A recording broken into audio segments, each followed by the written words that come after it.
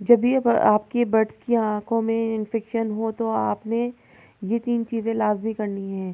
पहले तो आपने इनको बेंटोसॉल एंड ड्रॉप आँखों में लगाना है और उसको पकड़ के रखना है थोड़ी देर, 3 कतरे डालने हैं। उसके बाद आपने पॉलीफेस आइटामिन डाल देना है और थोड़ी देर पकड़ के रखना है, ठीक है। और फिर पानी में डाल के कॉलीसॉल सिरप देना है, ग्रीन कलर वाला जो बर्ड्स के लिए आता है। ये तस्वीर में तीनों चीज़ें हैं और तीनों चीज़ें आपको मैंने बता दी हैं।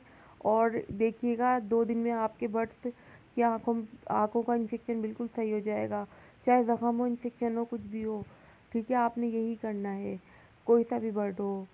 Thank you for watching and आपने ये लाजमी डालना है। वैसे तो ड्रॉप से भी फ़ायदा हो सकता है, लेकिन आपने ट्यूब लाजमी डालना है।